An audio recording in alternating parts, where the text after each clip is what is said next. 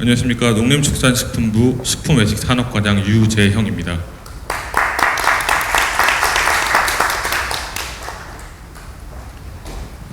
요즘에 해외에서 K푸드 이야기를 하면 예전과는 분위기가 좀 많이 다릅니다. 과거에는 발효식품인 김치가 몸에 좋다, 또는 불고기와 비빔밥을 해외에 알리자, 이런 소개 중심이었습니다.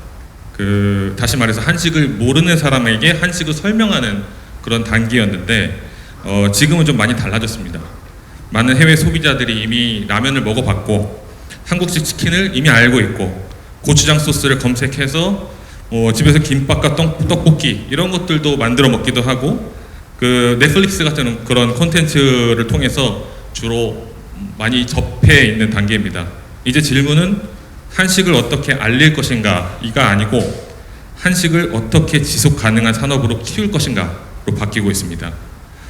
오늘 발표는 우선은 한식과 K푸드가 세계 시장에서 어디까지 와 있는지를 살펴보고, 둘째로 우리가 해결해야 할 과제가 무엇인지 살펴보겠습니다. 마지막으로 정부가 어떤 방향으로 지원하고 있고 기업과 현장은 어떤 기회를 볼 수 있는지를 말씀드리겠습니다. 먼저 전체 그림을 한번 보겠습니다. 한식 산업은 이제 더 이상 단순한 음식 산업이 아닙니다. 식품 제조, 외식, 관광, 콘텐츠, 농업, 물류, 교육까지 연결되는 복합 산업입니다. 예전에는 한식을 해외에 소개할 때 개별 음식 중심으로 했습니다. 김치, 비빔밥, 불고기 이런 대표 메뉴를 알리는 방식이었지만 지금은 상황이 많이 달라졌습니다. 라면은 제조업 수출 품목이고 한국식 치킨은 외식 프랜차이즈랑 연계가 되어 있고 김치와 장류는 발효, 건강 이런 이미지와 연결이 됩니다. 그래서 한식당은 한국 식재료 수출의 전진기지가 되고 있고 미식 관광은 지역 경제 활성화와도 연결이 되어 있습니다. 하지만 지금 이제 시장이 성장하고 있다는 사실만으로는 충분하지 않습니다. 지금이 오히려 중요한 전환점이라고 생각을 합니다. 인기가 높아질수록 모방도 늘어나고 이름만 한식인 식당도 생기고 있고 특정 품목, 특정 시장에 대한 의존도가 커지는 것도 문제입니다. 따라서 K푸드의 위상과 함께 과제도 함께 살펴보도록 하겠습니다. 먼저 수출 실적부터 보겠습니다. 2025년 K푸드 플러스 수출액은 136억 2천만 불로 역대 최고 수준을 기록했습니다. 농식품 수출은 2015년 이후 10년 연속 증가세를 이어오고 있고요. 이 숫자는 단순히 많이 팔렸다는 의미를 넘어서서 해외 소비자들이 K푸드를 반복적으로 구매하고 있고 이에 따라서 유통망도 확장되고 있다는 의미입니다. 품목을 보시면 라면이 가장 눈에 띈 증가를 나타내고 있습니다. 라면은 이미 K푸드의 대표적인 글로벌 상품이 되었습니다. 하지만 더 중요한 건 라면 하나만 성장하고 있는 것이 아닙니다. 다른 품목들도 살펴보시면 소스류, 조제품, 커피 조제품, 김치, 아이스크림, 과일류까지 다양한 품목이 함께 성장하고 있고 특히 2025년에는 김치, 포도, 딸기 등 여러 품목들이 역대 최고 수출 실적을 기록하고 있습니다. 지금의 K푸드는 한류 덕분에 우연히 잘 팔리는 단계에서 넘어가서 시장별로 맞는 상품을 기획하고 또 키우는 단계로 접어들고 있습니다. 예를 들어 라면은 콘텐츠 노출과 물류 편의성이 결합되어서 지금까지 성장을 해왔고 소스류는 한식당뿐만 아니라 현지 가정에서도 활용될 수 있기 때문에 확장성이 매우 큰 상황입니다. 고추장, 불고기 소스, 김치 시즈닝, 유자 소스처럼 조리의 진입 장벽을 낮추는 상품들이 특히 해외 소비자들한테 유리할 것으로 보입니다. 또 하나 중요한 변화가 소비층입니다. 과거에는 해외 교민들 중심으로 소비가 이루어졌었습니다. 근데 지금은 현지의 소비자들이 K푸드를 직접 선택하는 비중이 커지고 있습니다. 이 변화가 매우 중요하다고 저는 생각을 합니다. 교민 시장은 안정적이지만 규모가 제한되어 있습니다. 반면에 현지 주류 소비자가 구매를 하기 시작하면 시장의 크기가 달라진다고 말씀드릴 수 있습니다.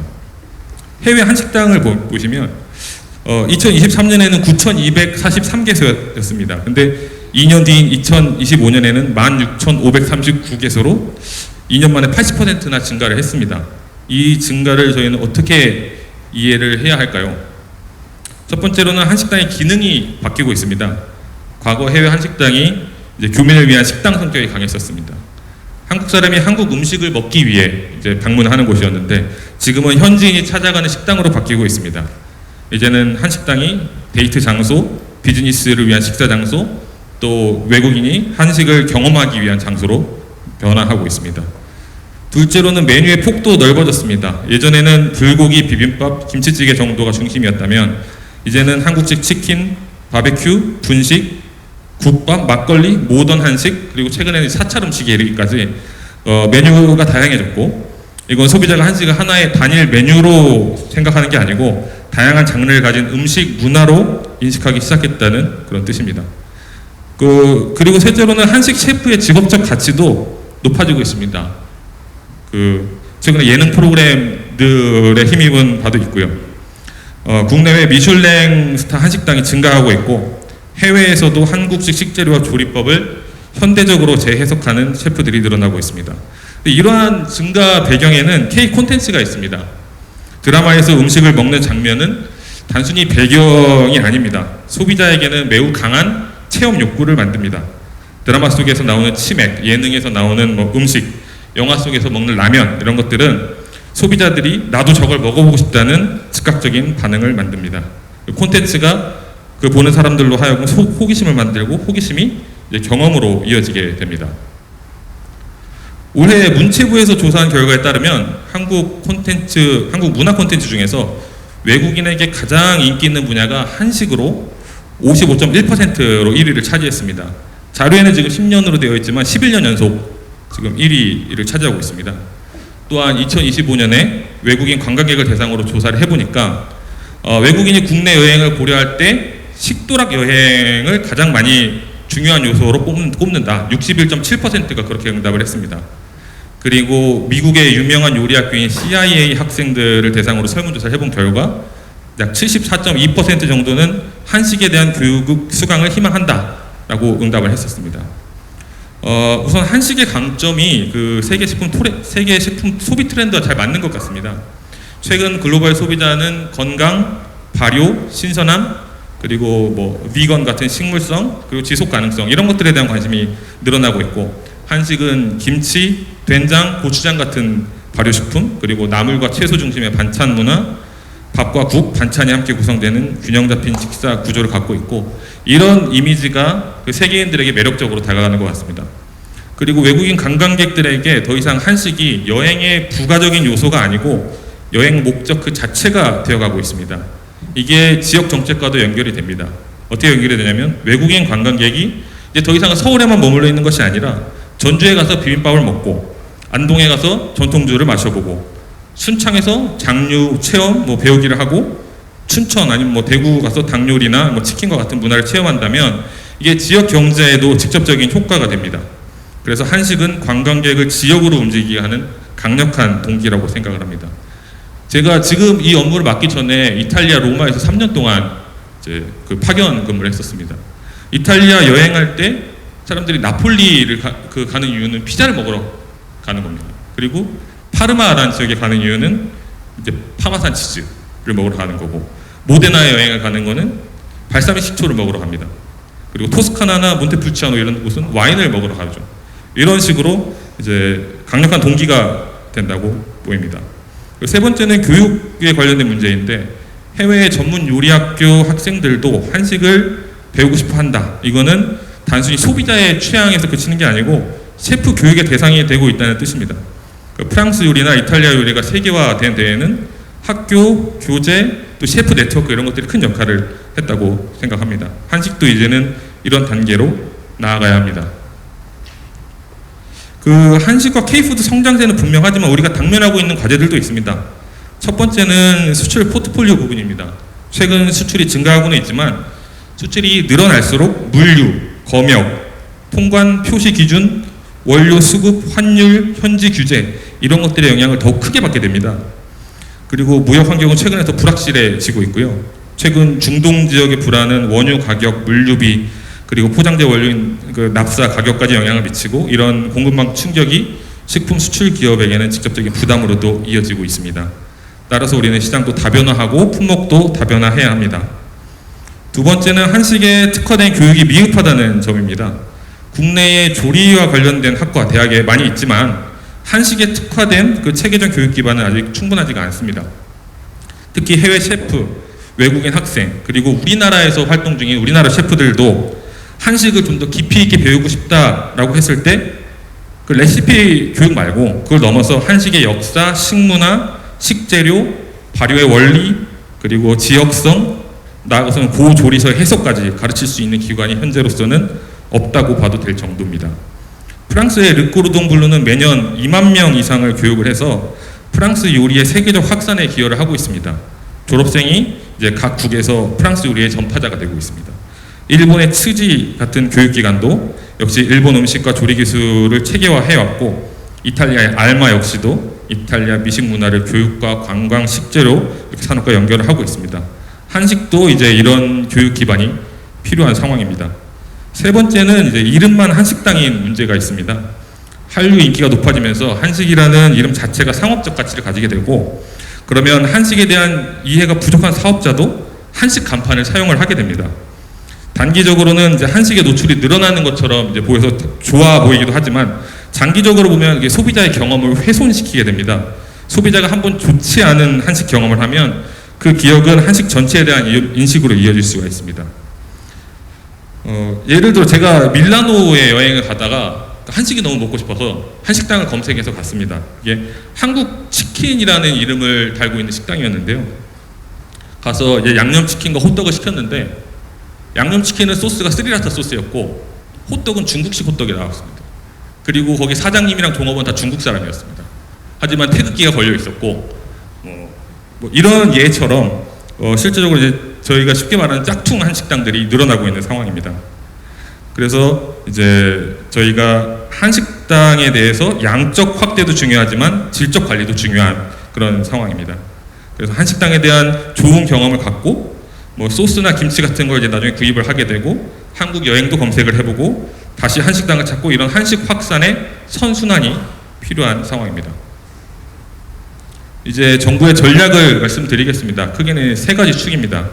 K푸드를 국가 성장 동력으로 키운다, 그리고 한식 교육 인프라를 확대한다, 마지막으로 국내외적으로 한식 확산을 꾀한다. 이렇게 세 가지입니다. 우선 정부는 2030년 K푸드 수출 210억 불 달성을 목표로 하고 있습니다. 이를 위해서 ABCDE 전략을 추진하고 있는데요. 이름은 뭐 심플하고 간단해 보이지만 각각의 기업 현장에서 매우 중요한 의미를 지니고 있습니다. A는 Attractive Authenticity, 즉 찐 매력 제품을 발굴해서 육성한다는 뜻입니다. 해외 소비자는 어느 정도 정통성을 원하기도 하지만 동시에 자기 생활에 맞는 편의성과 매력도 함께 원합니다. 그러니까 완전히 한국식 그대로만 저희가 고집을 하면 외국인들 대상으로 진입장벽이 너무 높아지고, 반대로 현지인 입맛에만 너무 맞추다 보면 한식의 정체성이 또 사라지게 됩니다. 그래서 핵심은 정통성과 매력의 균형을 찾아가는 것이고요. 그 다음 B는 비즈니스 프렌들리입니다. 원스톱 애로 해소. 수출은 결국 기업이 합니다. 정부가 홍보를 해도 결국 제품을 만들고 통관을 거쳐서 현지 바이어를 만나고 유통망을 개척하는 것은 결국엔 기업이 합니다. 특히 농식품 수출은 공산품보다 훨씬 어렵습니다. 유통기한 문제, 냉장, 냉동 물류 문제, 검역 문제, 잔류 농약 문제, 그리고 표시 기준, 할랄 인증, 코셔 인증, 그리고 현지 식품 안전 규정까지 비관세 장벽이 너무나도 많습니다. 그래서 이 정부는 K푸드 원스톱 수출 지원 허브, 그리고 수출 바우처 지원, 무역 장벽 정보 제공 등을 통해서 기업들의 애로를 줄이려고 하고 있습니다. 기업 입장에서는 어디에 물어봐야 할지 모르겠다, 이게 사실 가장 큰 애로로 다가옵니다. 통관은 어느 기관, 위생 기준은 또 다른 기관, 또 라벨링은 또 이쪽 기관, 물류는 또 저쪽 기관, 이렇게 흩어져 있으면 중소기업 입장에서는 사실 대응이 너무 어렵습니다. 그래서 원스톱 지원의 의미가 바로 이 조각난 정보들을 한 곳에서 연결해 준다는 의미입니다. C는 이제 Convergence with K Initiative, K 이니셔티브와의 융합입니다. 이제 식품을 단순히 식품만으로 홍보하는 시대는 지났고요. 말씀드렸듯이 소비자가 드라마를 보고 라면을 검색하게 되고, 예능을 보고 음식을 찾아보고, K-팝 팬덤 문화를 거쳐서 한국식 간식을 접하게 됩니다. 즉 콘텐츠, 관광, 식품, 외식이 모두 함께 움직입니다. 그래서 K-푸드 마케팅도 K-콘텐츠와 결합을 해야 됩니다. 그 다음 D는 디지털 테크놀로지 앤 이노베이션입니다. 식품 산업도 디지털 전환이 필요합니다. 해외 소비자 데이터를 분석해서 어떤 나라에서 어떤 맛과 포장 또 가격대가 통하는지 파악을 해야 됩니다. 또 스마트 물류, 콜드체인, 품질 관리, 친환경 포장, 푸드테크 기술 이런 것들이 모두 다 수출 경쟁력과 직결이 됩니다. 예를 들어서 신선 딸기, 포도 이런 것들은 아무리 맛이 좋아도 물류와 선도 유지가 되지 않으면 수출을 할 수가 없습니다. 또 김치와 소스류는 현지에서의 보관 조건, 포장의 안전성, 그리고 냄새를 얼마나 잘 차단할 수 있는가, 유통기한 관리 이런 것들이 중요합니다. 이런 기술 문제가 해결이 되어야 소비자 경험이 안정되게 됩니다. 그리고 마지막으로 E는 Expand Global Market Reach, 즉 유망 시장 진출 확대입니다. 지금까지 K푸드 수출은 미국, 일본, 중국 이게 주력 시장 비중이 매우 컸습니다. 근데 앞으로는 중동, 아세안, 그리고 중남미, 유럽 등으로 시장을 넓히고 다변화해야 합니다. 중동은 할랄 식품, 그리고 프리미엄 과일, 건강식품 이런 수요들과 연결될 수 있고, 유럽은 현재 트렌드가 발효, 비건, 그리고 프리미엄 식문화 이런 것들과 연계가 됩니다. 또 아세안은 젊은 소비층 중심으로 K 콘텐츠 친화성이 매우 강한 시장이기 때문에 이런 것들이 같이 고려가 돼야 됩니다. 다음으로는 국내 한식 교육입니다. 현재 한식 전문 인력 양성 기관을 지정을 하고 5개소, 수원과학대, 전주대, 우송대, 그리고 영산대, 광주김치 아카데미 이 5개소에 대한 지원을 하고 있습니다. 이 지정된 기관에는 강사비, 실습비, 식재료비, 그리고 교육 프로그램 운영비 등을 지원을 하고 있습니다. 또한 현직 청년 셰프들을 대상으로 실무 교육을 실시하고 있고요. 올해는 20명을 대상으로 10주 과정의 식재료 중심 교육을 실시했고, 한식 교강사의 전문 역량 강화를 위한 심화 교육도 운영을 하고 있습니다. 근데 여기서 중요한 건 한식 교육의 방향이라고 저는 생각을 합니다. 단순히 레시피를 익히는 교육만으로는 충분하지가 않습니다. 레시피는 유튜브나 인스타그램을 봐도 얼마든지 많이 있습니다. 하지만 좋은 한식 셰프가 되려면 왜 이 재료를 쓰는지, 왜 이 순서대로 조리를 하는지, 왜 장맛이 음식에서 어떤 역할을 차지하는지, 식재료를 어느 지역에서 쓸 경우에 어떤 차이가 오는지 이런 것들을 다 종합적으로 이해를 해야 합니다. 그래서 한식 교육이 깊어져야 하는 이유는 이제 해외 확산과도 연계가 되는데요. 해외 셰프가 한식을 배울 때 단순히 비빔밥, 불고기 레시피만 배우면 자기네들이 응용하는 데 제한이 됩니다. 그러나 한식의 맛 구조와 식문화 원리 이런 것들을 배우면 자기 나라 식재료와 결합을 해도 한식의 정체성을 유지를 할 수가 있습니다. 따라서 국내 한식 교육 확대는 국내 인력 양성 사업이면서 동시에 글로벌 한식 확산의 기반입니다. 다음은 글로벌 한식 교육기관인 수라학교입니다. 앞서 말씀드린 것처럼 프랑스에는 르꼬르동 블루가 있고요.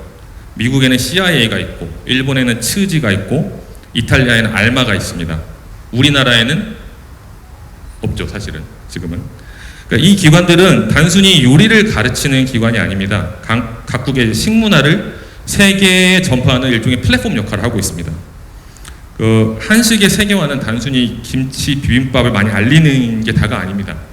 한식의 원리, 장과 발효, 계절성, 지역성, 반상 문화, 조리법, 식재료의 특징을 체계적으로 설명할 수 있어야 하고요. 그래야 해외 셰프가 한식을 자기 요리에도 제대로 활용할 수 있고 해외 한식당도 더 깊이 있는 메뉴를 만들 수가 있습니다. 최근 한식의 인기는 계속 높아지고 있지만 세계인들이 우리나라에 찾아와서 세계적으로 배울 수 있는 한식 대표 교육기관은 아직 부족합니다. 그래서 수라학교는 바로 이 공백을 채우려는 시도입니다. 우선 올해부터 추진하게 되는 민관 협력형 수라학교는 현장 중심의 실무 교육에 초점을 두고 있습니다.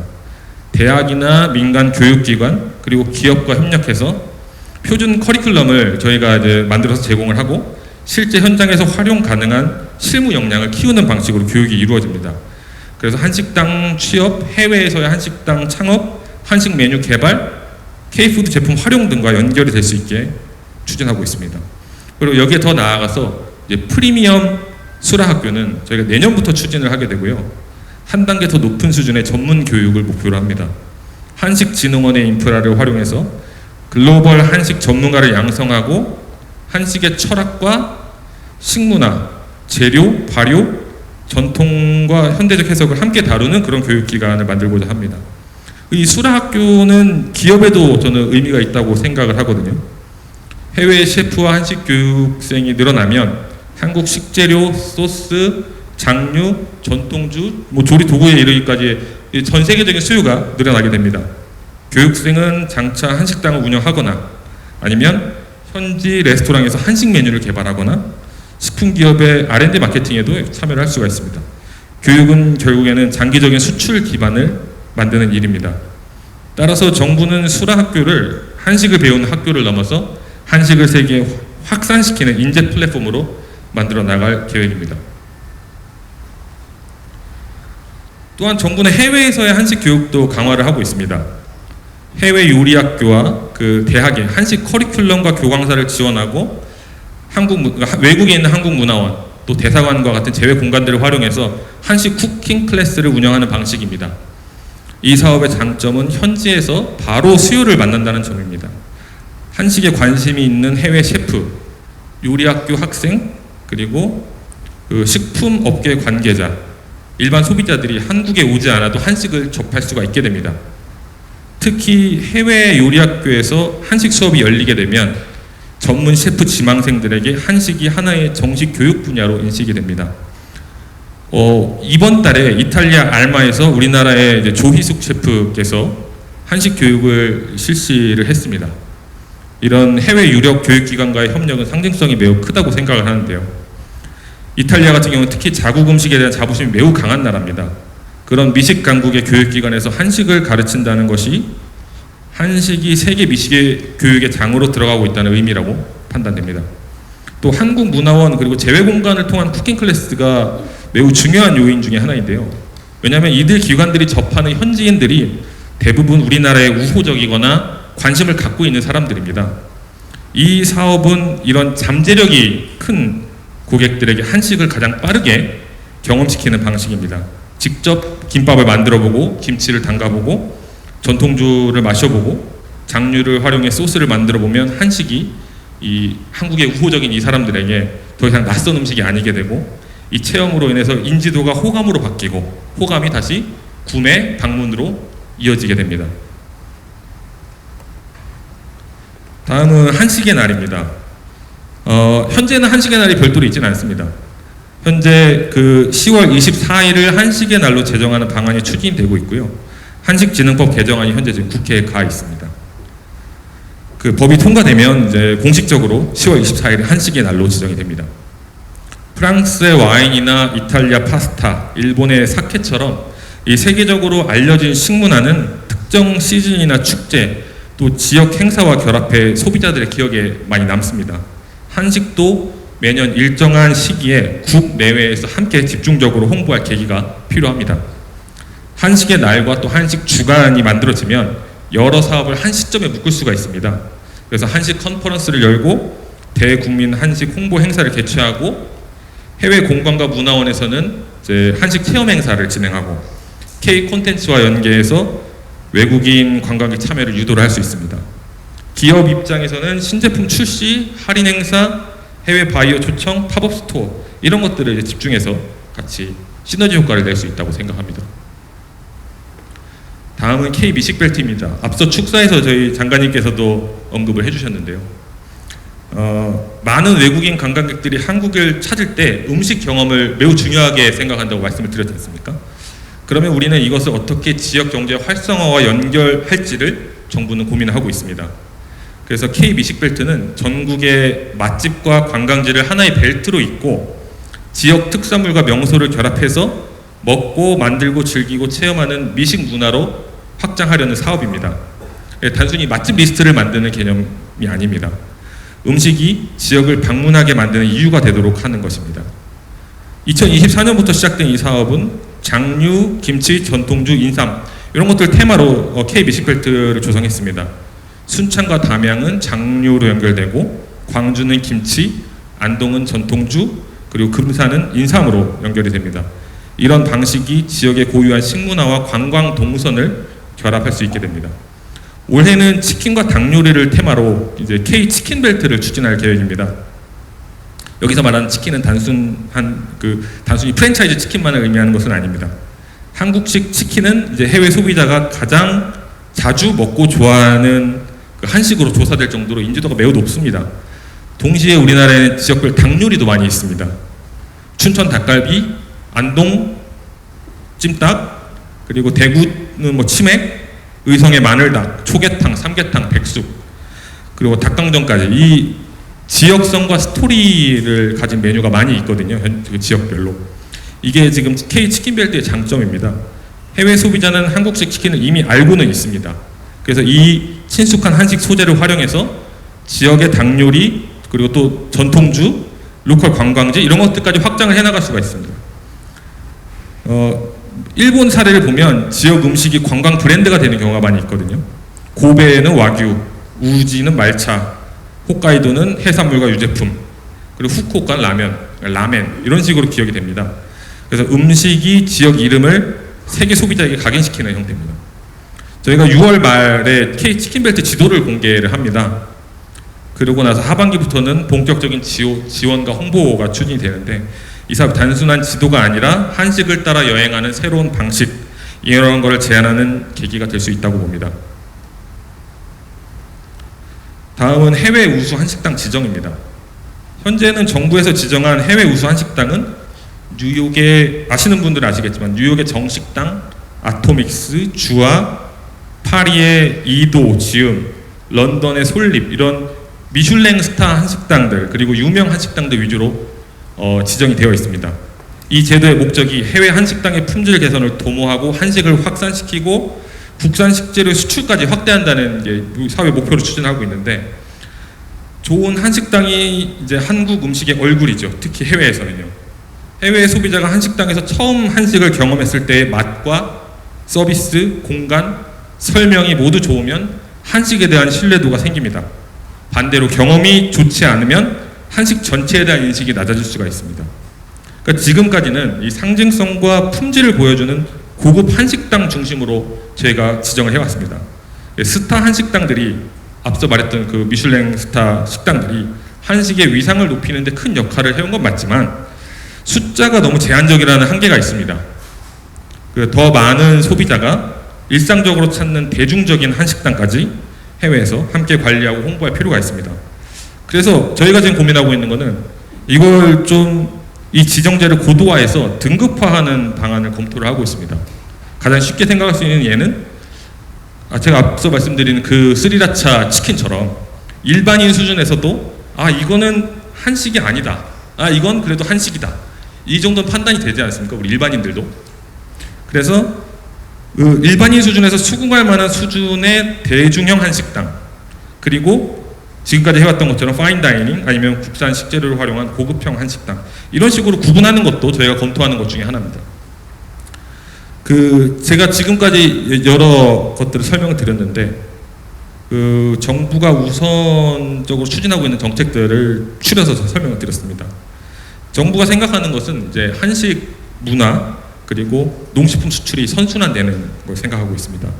해외 한식당이 좋은 경험을 제공하면 식재료 수출이 그만큼 늘어나고 식재료 수출이 늘어나면 기업이 성장하고 기업이 성장하면 더 좋은 제품을 만들고 그 제품이 다시 해외 한식당과 소비자의 경험을 풍부하게 만듭니다. 이게 저희가 만들고자 하는 선순환 구조입니다. 경청해 주셔서 감사합니다.